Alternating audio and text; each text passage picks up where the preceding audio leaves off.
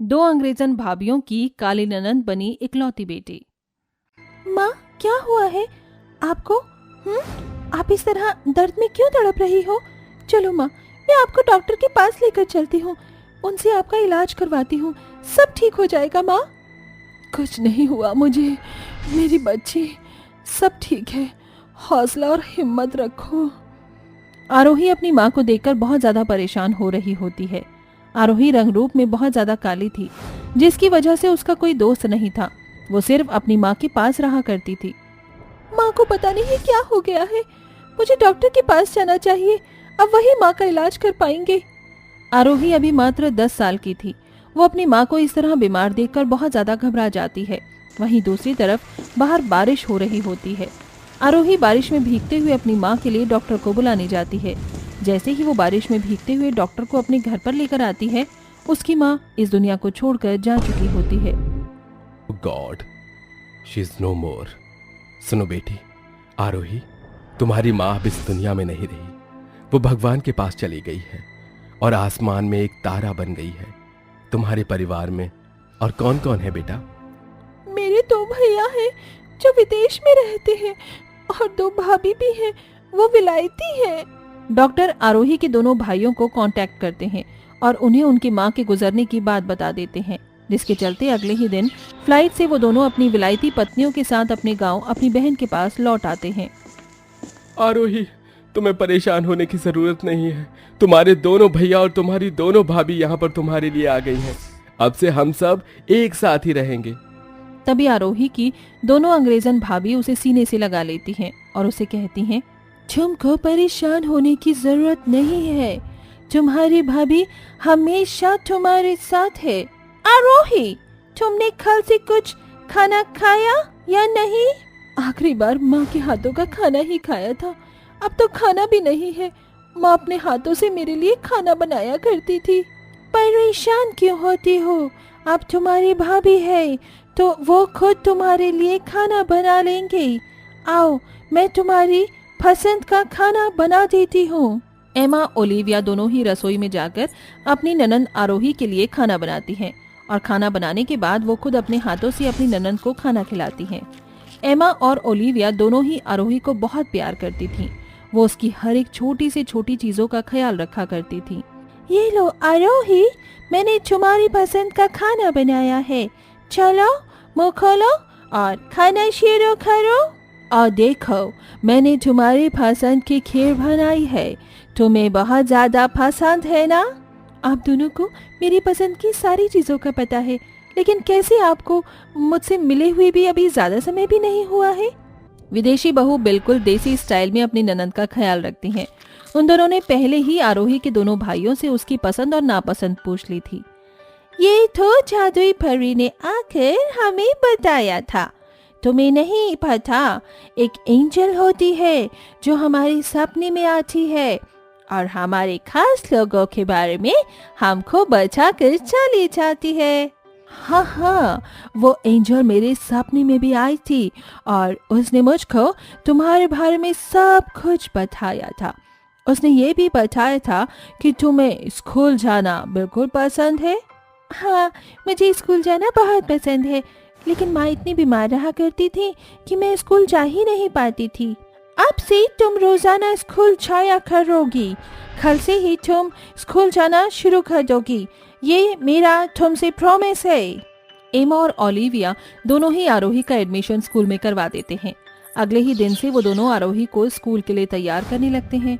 Olivia आरोही की चोटी बना रही होती है तो वहीं एमा रसोई में आरोही के लिए उसका लंच और ब्रेकफास्ट बना रही होती है। दोनों विदेशी बहू अपनी ननंद को उसके स्कूल में छोड़ने जाती हैं। जाओ आरोही, ये तुम्हारा पहला दिन है, जितनी चाहे उतनी मस्ती करना, लेकिन उसके बाद तुम्हें पढ़ाई पर भी ध्यान देना है। ओके भाभी, अब मैं अंदर जाती हूँ।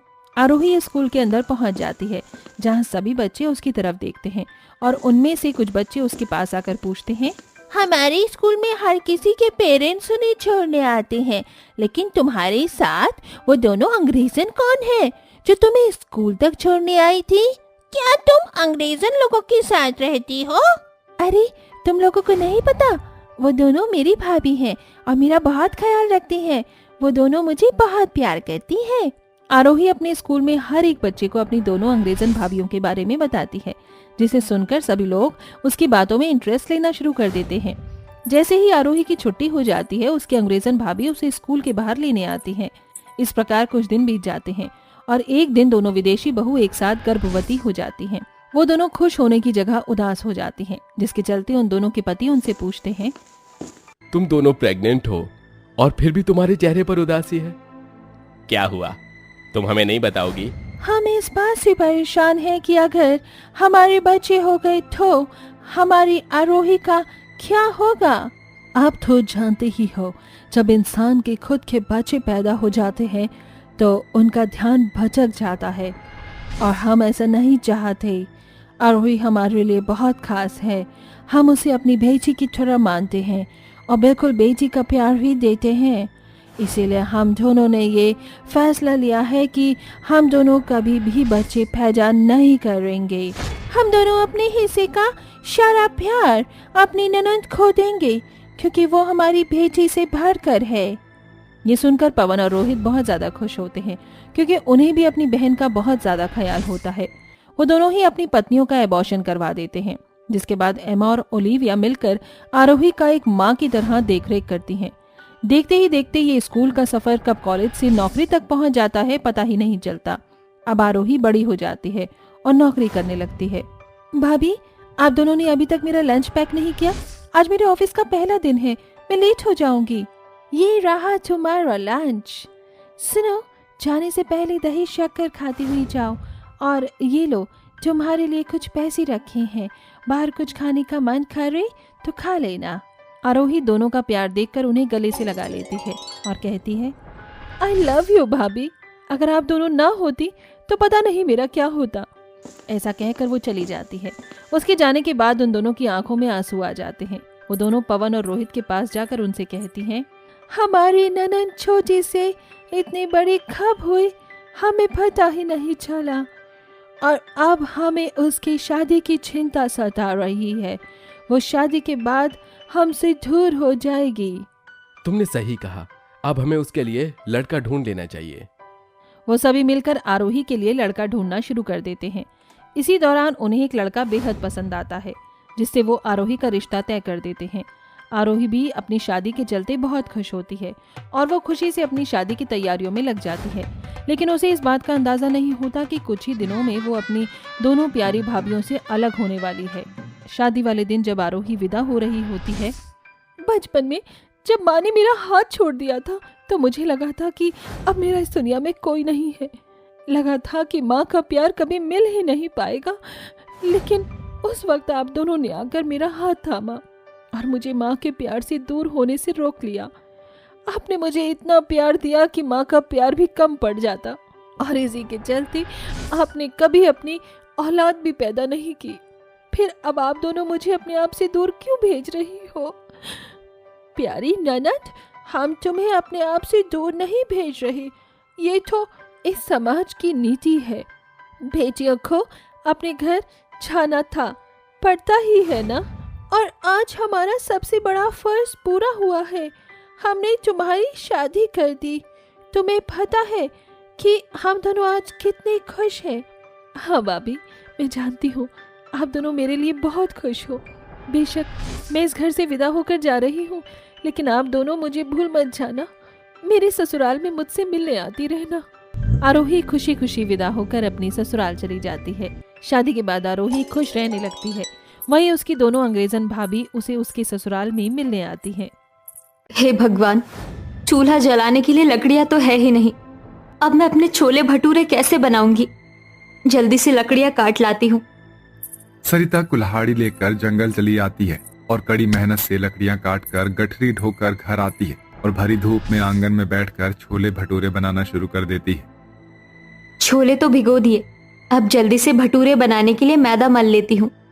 कुछ ही देर में सरिता छोले भटूरे बना लेती है और वहीं उसकी तीनों बेटियां गौरी, आरती और सुमन छोले भटूरे रेडी पर लगा देती है। ये लो माँ, हमने सारे छोले भटूरे ठेले पर सजा दिए हैं। अच्छा ठीक है, अब मैं चलती हूँ। फिर सरिता अपने छोले भटूरे से भरा हुआ ठेला लेकर फुटपाथ के किनारे आकर खड़ी हो जाती है और ग्राहकों को बुलाने लगती है। छोले भटूरे खा लो, गर्मा गर्म करारे स्वादिष्ट तीखे छोले भटूरे खा लो। आओ आओ प्यारे प्यारे ग्राहकों, मजेदार छोले भटूरे खाओ। दोपहर से लेकर शाम तक भी उस दिन सरिता के पास बस इक्के दुक्के ग्राहक ही छोले भटूरे खाने के लिए आते हैं। अरे जरा जल्दी से 1 प्लेट गर्मा गर्म छोले भटूरे लगाना, और हाँ, अचार प्याज चटनी जरा ज्यादा डालना। अभी देती हूँ भाई साहब, ये लीजिए। छोले भटूरे खाकर ग्राहक गरीब सरिता को उसकी मेहनत के पैसे देकर चला जाता है। तभी सरिता मुरझाए मन से कहती है, आज तो आधा दिन घर पर छोले भटूरे बनाते बनाते ही निकल गया था, इसलिए सुबह के ग्राहक छूट गए और कमाई भी इतनी कम हुई है। पता नहीं आज घर का गुजारा कैसे चलेगा।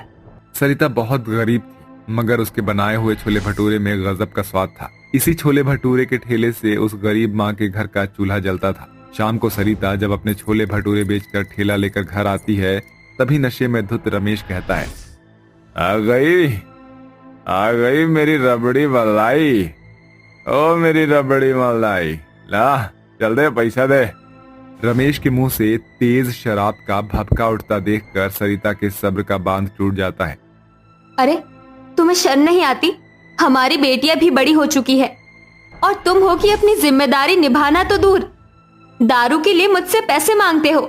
ये सुनकर रमेश गुस्से से बिलबिला उठता है और सरिता को एक जोरदार थप्पड़ मारकर उसके बाल खींचकर लड़खड़ाए शब्दों में कहता है, साली तेरी माँ का मगरमच्छ, तू कहना क्या चाहती है कि मैं बीवी की कमाई खा जाऊं?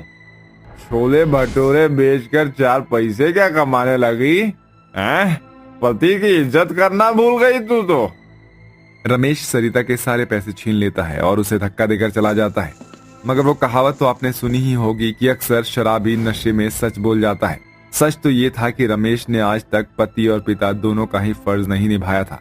वो सरिता की कमाई को जुए, सट्टे और शराब में उड़ाता रहता था। मार खाने के कारण अगले दिन सरिता के शरीर में इतनी भी शक्ति नहीं होती है कि वो बिस्तर से उठ सके, मगर वो जानती थी कि बिना उसके मेहनत किए घर में 2 वक्त की रोटी भी नहीं आएगी। माँ, आप बिस्तर से क्यों उठ रही है? आपकी तबीयत ठीक नहीं है, सो जाइए। नहीं, पहले ही बहुत देर हो गई है, छोले भटूरे का ठेला लगाना है। मगर माँ, आपकी तबीयत तो बिल्कुल भी ठीक नहीं है और आपके सर में भी चोट लगी है माँ। अरे तो क्या करूं? तुम तीनों को मेरी ही कोख में आना था। तुम्हारा पेट पालने और भूख मिटाने के लिए ही तो मैं ये छोले भटूरे बेचती हूँ। काश कि आज अगर मेरा एक बेटा होता तो मुझे इतनी मेहनत न करनी पड़ती। सरिता की बातें उसकी तीनों बेटियों के दिल में जाकर तीर की तरह लगती है, मगर वो तीनों अपनी माँ के दर्द को भी देख और समझ पा रही थी, जिसमें कि सरिता सालों से गरीबी झेलती आ रही थी। गौरी अभी सिर्फ 8 साल की थी, इसलिए उसमें इस दुनियादारी की समझ नहीं थी, मगर आरती और सुमन समझदार थी। तभी वो दोनों भरी आंखों से अपनी माँ को देखते हुए कहती है, तुम बिल्कुल चिंता मत करो, क्योंकि तुम्हारी जगह अब तुम्हारी बेटियां छोले भटूरे बनाकर बेचेंगी और मैं घर पर रहकर माँ का ध्यान रखूंगी दीदी। इस तरह गरीब सरिता की बेटियां अपनी माँ की जगह अब खुद छोले भटूरे बनाकर भरा ठेला लेकर फुटपाथ के किनारे आकर खड़ी हो जाती है। हे भगवान, हमारी मदद करना ताकि हमारे बनाए छोले भटूरे सभी को पसंद आए। इसके बाद दोनों बहनें लोगों को आवाज लगाने लगती है, गर्मा गर्म छोले भटूरे खा लो, करारे तीखे छोले भटूरे खा लो। आवाज सुनकर धीरे धीरे लोग छोले भटूरे खाने के लिए उनके ठेले पर आने लगते हैं। अरे जरा जल्दी से 2 प्लेट छोले भटूरे लगाना। जी, अभी देती हूँ भैया। आरती जल्दी जल्दी भटूरे तलने लगती है और सुमन छोले भटूरे की प्लेट लगाकर ग्राहकों को देती है। छोले भटूरे खाकर ग्राहक खूब खुश होता है। ओ क्या बात है भाई, ओ तुम दोनों बहनों ने तो बहुत ही बढ़िया छोले भटूरे बनाए हैं। स्वाद तो मुंह में ही खुल गया। छोले भटूरे बनाने में बिल्कुल अपनी माँ के जैसा नपातुला हाथ पाया है तुम दोनों ने। बहुत बहुत शुक्रिया भैया। ये कहते हुए आरती की आंखों में आंसू आ जाते हैं। व्यापार के पहले दिन ही शाम होते होते दोनों बहनों के सारे छोले भटूरे बिक जाते हैं और धीरे धीरे उनके बनाए छोले भटूरे के स्वाद से ग्राहक जमने लगते हैं। ऐसे ही अब 1 महीना हो जाता है। आरती दीदी, भगवान की दया से हमारे बनाए छोले भटूरे की बिक्री बढ़ती ही जा रही है। अब कल से हमें और भी ज्यादा छोले भटूरे बनाने होंगे। गौरी, माँ की दवाइयाँ है कि खत्म हो गई? बस आज भर की एक खुराक दवाई ही बची है दीदी। कल आते वक्त माँ की दवाई लेते आना। और दीदी, अगर हो सके तो माँ के लिए टॉनिक भी लेते आना। माँ बहुत कमजोर हो गई है। लेते आएंगे छोटी। मगर छोटी सी उम्र में तेरी दोनों बड़ी बहन ने तुझे बहुत सारी जिम्मेदारियां दे दी है ना? नहीं दीदी, तुमसे ज्यादा, मुझसे ज्यादा तो आप दोनों कर रही हैं। बस देखना, एक दिन माँ को हम तीनों बेटियों पर गर्व जरूर होगा। अब हर दिन आरती और सुमन तड़के सुबह उठकर छोले भटूरे बनाकर ठीक 8 बजे ठेला लगा लेती हैं, जिससे सुबह काम पर जाने वाले कई गरीब मजदूर भी उनके पास से पेट भरकर छोले भटूरे का नाश्ता करते हुए जाते हैं, जिसमें से एक थे चंदू और गोपी। अरे गोपी, देख ठेले पर गर्मा गर्म भटूरे छानत है। चल ना, एक एक प्लेट छोले भटूरे खाई के ही चलते हैं काम पर। बस 30 रुपया माँ भर भर के छोला भटूरा और प्याज चटनी अचार भी देते है। बस 30 रुपया में इतना वैरायटी? तब तो चल भर पेट छोला भटूरा खाते हैं। दोनों जल्दी से ठेले पर आते हैं। अरे सुनो, जरा जल्दी से 2 प्लेट भोले चटूरे। अरे नहीं, भांग धतूरे। अरे ये क्या बोला था हम? अरे चंदुआ, क्या बोलते हैं? हाँ, छोले भटूरे। हाँ, छोले भटूरे दे दो। अभी देती हूँ भैया। दोनों ठेले के पास ही खड़े होकर छोले भटूरे खाने लगते हैं। तभी एक गाड़ी उनके पास आती है, जिसमें से जय नाम का एक अमीर व्यक्ति कोट पैंट पहने हुए उनके पास आता है। एक्सक्यूज मी, जरा जल्दी से 1 प्लेट छोले भटूरे लगाना। ये सुनकर आरती और सुमन एक दूसरे को देखने लगती है।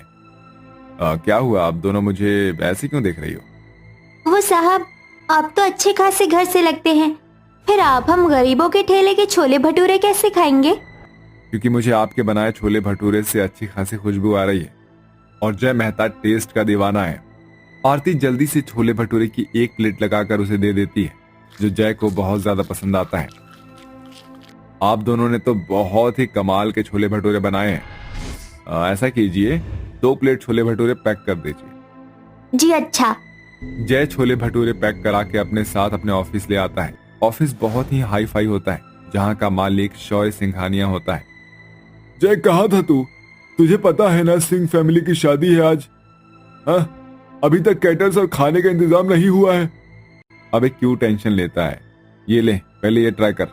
शौर्य को भी छोले भटूरे का स्वाद बहुत पसंद आता है। कैसा लगा? बहुत स्वादिष्ट। तो जिससे भी ये लाया है, आज पंजाबी फैमिली की वेडिंग में हम यही छोले भटूरे बनवाएंगे। जय उन दोनों बहनों के पास जाकर छोले भटूरे बनाने का ऑर्डर दे देता है। ऑर्डर पूरा करने पर सुमन और आरती को बहुत सारे पैसे मिलते हैं, जिससे वो अपनी माँ के लिए बहुत सी साड़ियाँ और तोहफे लेकर आती है। आरती, सुमन, ये सब क्या है? देखो माँ, आज तुम्हारी गरीब बेटी अपनी माँ और अपने घर के लिए थोड़ी खुशियाँ खरीद कर लाई है। जानती हो माँ, इस शहर के सबसे बड़े 5 स्टार होटल के मालिक शौर्य सिंघानिया ने हमें अपने होटल में छोले भटूरे बनाने के लिए रखा है। अब हमारे गरीबी भरे दिन दूर हुए माँ। अपनी माँ को माफ कर दो मेरी बच्चियों। मैं हमेशा बेटे की कमी होने से कुढ़ती रही, मगर तुम तीनों ने बेटों से बढ़कर किया है। ये बोलकर गरीब सरिता अपनी तीनों बेटियों को गले से लगा लेती है। उस दिन के बाद से उनके घर से गरीबी भरे हालात ठीक होने लगते हैं। याद रखें, इंसान का संघर्ष जितना बड़ा होता है, एक दिन सफलता उतनी ही बड़ी मिलती है।